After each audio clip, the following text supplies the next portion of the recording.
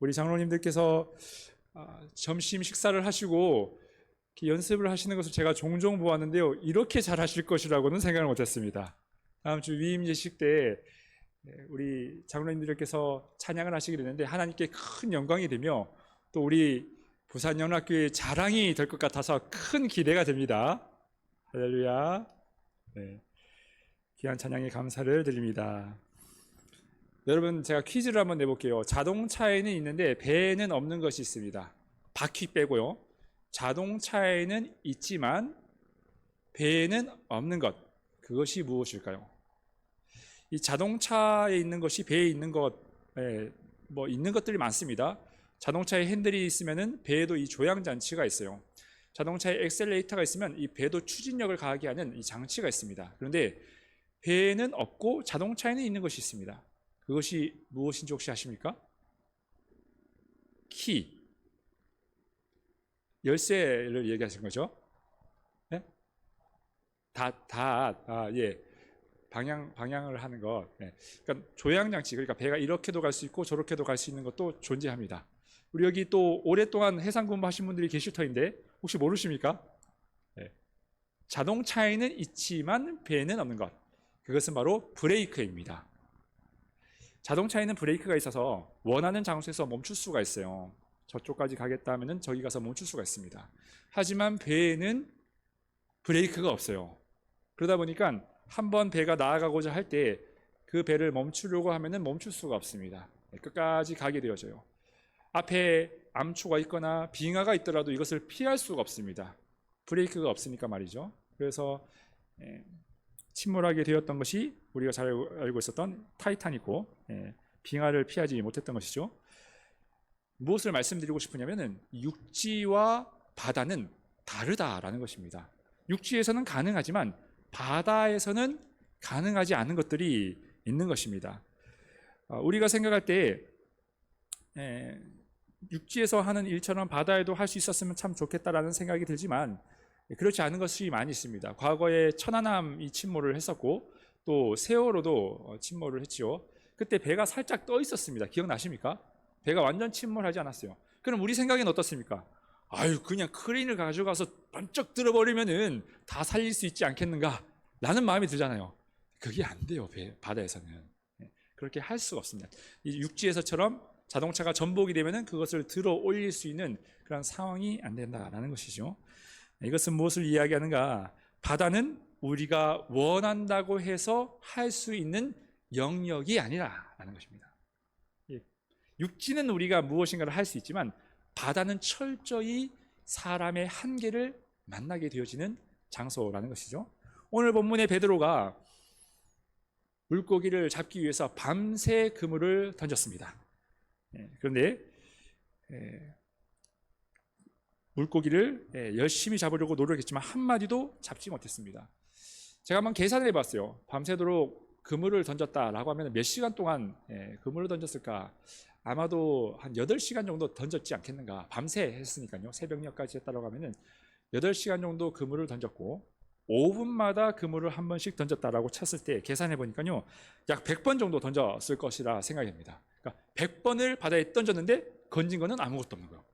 55번 던졌는데도 안 되고 99번 던졌는데도 100번 던졌는데도 안 됩니다. 그럼 되는 겁니까? 안 되는 겁니까? 이게 안 되는 거죠. 100번 던져서 안 됐으면은 이게 불가능한 것입니다. 철저히 베드로는 그 밤에 바다 위에서 이 실패라는 것을 경험하게 된 것이죠. 그런데 그 자리에 누가 찾아오게 되어진가? 바로 예수님이 찾아오게 되었습니다. 여러분, 우리도 인생을 살아가다 보면 이처럼 인간의 한계를 만나게 될 때가 있습니다. 내가 한다고 해서 될 수 없는 영역에 상황이 있다라는 것입니다. 그 대표적인 예가 무엇이 있을까요? 내가 해도 안 되는 것. 다 해당되지 않을 수도 있겠지만 많은 사람들에게 해당되는 것입니다. 바로 학교 성적입니다. 내가 열심히 노력해서 점수가 잘 나올 수 있으면 좋겠지만은 그렇지 않는 것이 있습니다. 공부를 잘하고 못하고를 결정짓는 것이 인간의 노력이면 참 좋겠다마는 학원 강사들의 말에 의하면 아니라고 합니다. 여러분, 학교 성적을 결정짓는 가장 큰 요인이 혹시 무엇인지 아십니까? 뭔지 아세요? 예? 잘 모르시는 것 같은데, 학교 성적을 결정짓는 가장 큰 요인은 유전입니다. 유전이에요. 어떻게 알 수 있는가? 자녀의 성적표를 보면 알 수가 있습니다. 애가 성적표를 받아왔는데 깜짝 놀라는 거예요. 내가 30년 전에 받았던 성적표랑 같은 겁니다.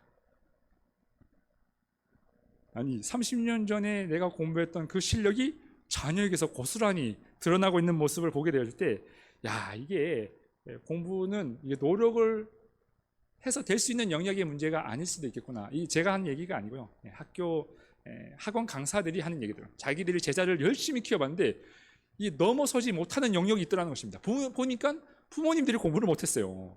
공부 유전자라는 것이 있는 것 같습니다. 또 노력해서 안 되는 것이 있습니다. 그것은 바로 사람의 마음인 것 같아요. 누군가의 마음을 움직이는 것이 이게 쉽지가 않습니다. 저 사람이 마음이 삐졌어요. 그 사람 마음 돌이키려고 열심히 노력을 해보지만 잘 돌아서지 않는 것이 사람의 마음입니다. 또 뭐 여러 가지가 있겠죠. 우리의 건강의 문제, 경제의 문제, 자식의 문제 등과 같이 우리가 열심히 무엇인가 바꾸려고 해도 변화되지 않는 그런 영역이 있다라는 것이죠. 불가능한 그런 세계가 있다는 것입니다.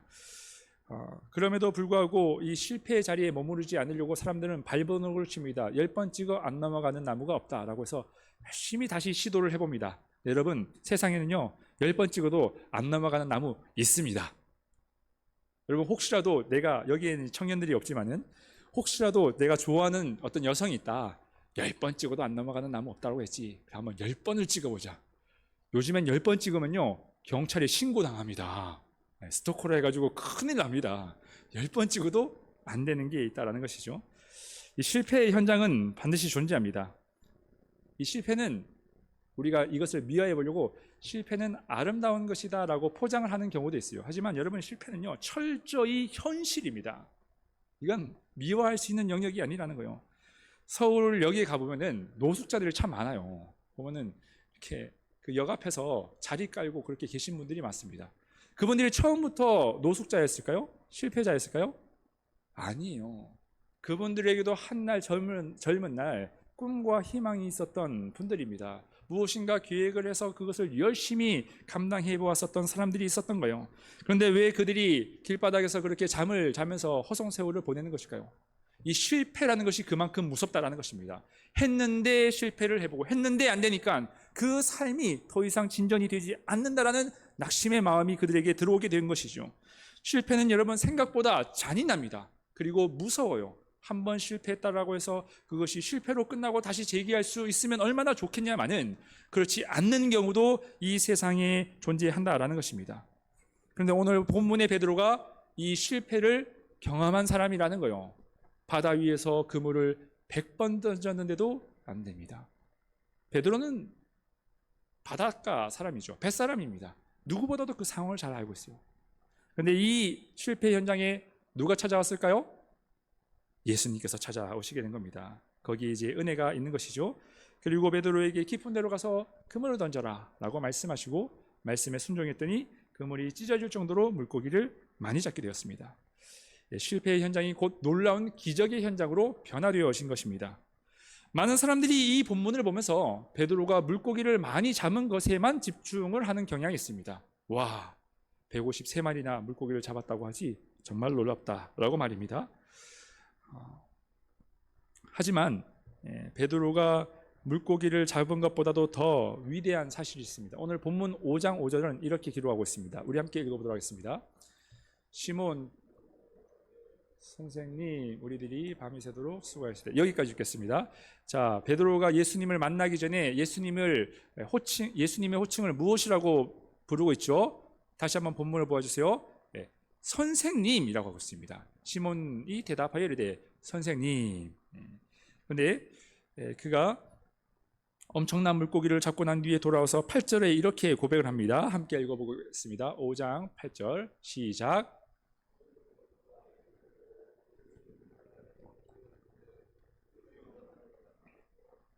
주인으로서이다. 아멘. 자, 이 부분이 중요합니다. 주님을 향해서 주여 나를 떠나소서. 물고기를 잡기 전까지는 예수님이 누구였죠? 선생님, 그냥 존경받을 만한 어떤 한 인물 중에 한 사람이었습니다. 하지만 그가 물고기를 잡고 난 후에 물고기를 잡은 것이 중요한 것이 아니라 그의 입에서 예수님을 향하여 주여라는 표현을 썼다라는 것입니다. 그리고 나는 죄인입니다, 나를 떠나소서라고 말씀한 거죠. 여러분, 어떤 사람이 예수님을 믿는 것이 쉬운 일일까요? 당장에 전도 한번 해보면 알 수 있습니다. 여러분, 어떤 사람, 그 불신자를 복음을 전해서 그 사람이 교회에 와서 정착을 해서 주를 고백할 수 있는 것, 예수를 고백할 수 있는 것은 이거는 쉬운 일이 아닙니다. 어떤 사람은 한평생 걸려도 이것이 안 이루어지는 사람이 있어요. 하지만 베드로는 어떤 역사를 경험하게 되었죠? 방금 전까지만 하더라도 선생님이라고 불렀던 그가 이제는 예수님을 가리켜서 주님이라 부르게 된 것이죠. 베드로가 물고기를 많이 잡은 것도 기적이지만 더 큰 기적은 예수님을 주로 바라보게 되어진 것, 그래서 제자 베드로가 되어진 것, 이것이 가장 큰 기적인 것입니다. 여러분, 실패 현장에서 만난 예수님은 그에게 하나님이 되셨고 베드로는 예수님을 따르는 제자가 되었던 것이죠. 우리는 여기서 중요한 영적인 원리를 하나 발견하게 되어집니다. 실패라는 삶은 파괴라는 힘을 가지고 있고 내 삶을 옥죄는 그런 역할들을 합니다. 그래서 실패가 무섭습니다. 하지만 그 실패가 모두가 나쁜 것일지라도 그 실패 현장에서 예수님을 만나게 되어지면 그것은 실패의 잔인함으로 끝나지 않는다라는 것이죠. 실패의 현장에서 주님을 만나게 되어졌을 때 놀라운 그 삶의 변화를 경험하게 되어지는 것입니다. 여러분 보십시오. 요셉의 인생에서도 실패했어요. 그가 형들의 미움을 당해서 노예로 팔려가는 인생을 살아가게 되어집니다. 그리고 감옥에 갇혀서 전과자가 되었습니다. 하지만 그가 실패의 현장에서 주님을 만나고 주님의 인도하심을 받게 되어지니까 위대한 총리의 인생으로 변화되어진 것입니다. 모세도 마찬가지죠. 그도 실패한 인생이었습니다. 애굽 사람을 돌로 죽이는 바람에 그는 혈기를 이기지 못하고 살해했던 살인자가 되었습니다. 광야로 도망가서 양치기로 그 인생을 마쳐야 했어요. 하지만 떨기나무 가운데 있는 하나님을 만나고 그의 인생이 어떻게 되었습니까? 실패의 목동에서 이스라엘 백성들을 구원하는 영적인 지도자, 리더가 되었다는 것입니다. 혹시 여러분 해도 안 되는 어떤 실패의 자리에 계시는 분들이 있으신지 모르겠습니다. 이것도 해도 안 되고 저것도 해도 안 돼서 이제 더 이상 나는 무엇인가 할 의지가 생기지 않는 분들이 계십니까? 기억하시기 바랍니다. 아무리 그 실패가 무섭고 우리를 잔인하게 내동댕이 칠지라도 그 자리에서 주님을 만나게 되어지면 그 실패는 실패로 끝나지 않는다라는 것이죠. 실패가 주님의 역사를 만들어가는 시간이 되어진다라는 사실입니다. 그런데 문제가 있어요. 이 주님은요, 우리가 실패하는 현장에 늘 찾아오십니다. 우리가 넘어지고 우리가 일이 잘 안 풀리게 되어지면 주님이 항상 우리에게 그 현장에 찾아오시는 주님이에요. 그런데 그 주님을 만나는 순간들이 있습니다. 찾아왔다고 다 만나는 것이 아니에요. 우리가 아픔의 현장, 넘어짐의 자리에 주님은 늘 임마누엘 하나님이시기 때문에 우리의 실패의 자리에 오시지만 주님을 만날 수 있는 것은 한 가지의 통로를 통해서 만날 수 있습니다. 5절 말씀을 함께 읽어보겠습니다. 누가복음 5장 5절 시작. 시몬이 대답하여 이르되 선생님, 우리들이 밤이 새도록 수고하였으되 잡은 것이 없지만은 말씀에 의지하여 내가 그물을 내리리이다. 아멘. 여기서 중요한 것이죠. 잡은 것이 없지만은 어떻게 합니까? 그 다음에 말씀에 의지해서 순종해서 그물을 내리겠습니다. 주님이 실패 현장에 왔을지라도 우리가 주님의 음성에 반응하지 않고 순종하지 아니하면 그 자리에 오신 예수님이 계실지라도 만나지 못할 수 있다는 것을 말씀드린 거예요.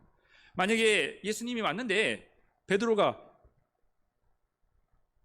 깊은 데 가서 그물을 던져라라고 주님께서 말씀하셨을 때, 아이고 주님 무슨 말씀이십니까? 제가 해볼 거 다 해봤습니다.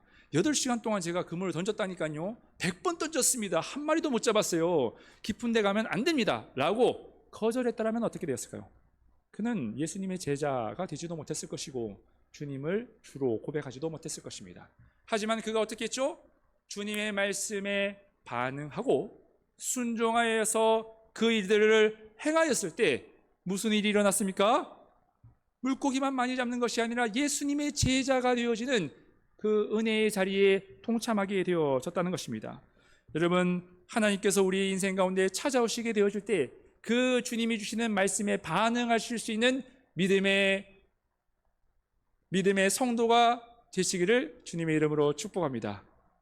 아무개 목사야, 아무개 장로 권사요, 그 사람을 용서해라 라고 말씀하실 때, 네 주님, 제가 용서해 보겠습니다.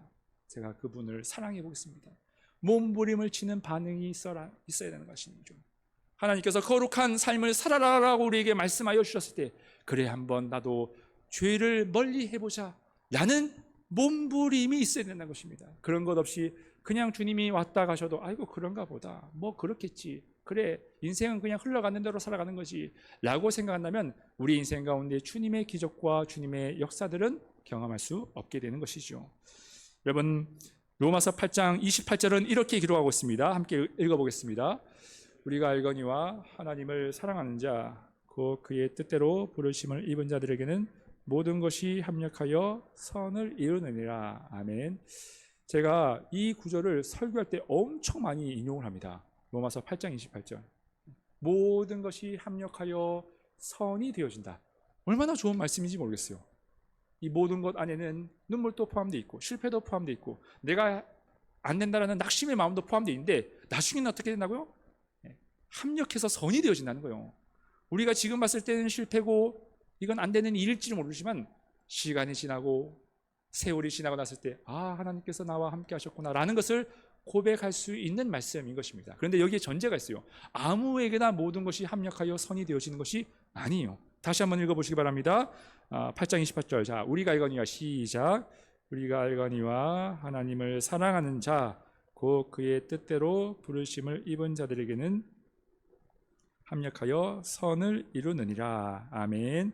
자, 여기서 조건이 붙습니다. 뭐죠? 하나님을 사랑하고 곧 그의 뜻대로 부르심을 입은 자들에게는 선을 이룬다. 아무에게나 모든 것이 다 선이 되어진다라고 성경 기록하고 있지 않습니다. 교회에 열심히 다닌다라고 모든 것이 선이 되어지는 것이 아니라는 거예요. 내가 열심히 충성했다라고 모든 것이 합력해서 선이 되는 것이 아닙니다. 조건이 있죠. 하나님을 사랑하고 곧 그의 뜻대로 부르심을 입은 자들에게만 모든 것이 합력하여 선이 되어진다. 여기서 원어의 뜻을 보면은 그의 뜻대로 부르심을 입은 자들이라는 것을 직역하면 하나님의 뜻에 따라 순종하는 자들에게는 라는 의미를 가지고 있어요. 즉 주님의 말씀에 순종하는 자들만이 그분의 선함의 역사를 경험하게 되어진다는 것이죠. 모든 것을 합력하여 그분의 역사들을 만들어 가시는 그 선의 현장은 누구에게 주어지는가? 하나님의 말씀에 반응과 순종하는 자만이 누리게 되어지는 하나님의 기적의 역사라는 것입니다. 여러분, 우리 인생 가운데 실패 현장을 경험하게 될 때가 있습니다. 안 되는 일들을 만나게 될 때가 있어요. 하지만 그럴 때 주님은 우리와 늘 함께 동행하여 주십니다. 그것을 믿으십시오. 주님이 우리와 함께하여 주십니다. 그런데 그때 우리에게 주시는 말씀이 있으세요. 아무개야, 이렇게 하지 않겠니? 그것을 버리지 않겠니? 품지 않겠니? 그 말씀에 순종하는 자만이 하나님의 기적의 역사를 경험하게 될 줄 믿습니다. 실패 현장에서 실패로 마무리 짓지 마시고 하나님의 위대한 역사들을 기대하시면서 나아가실 수 있는 저와 여러분들의 신앙이 되기를 주님의 이름으로 축복합니다.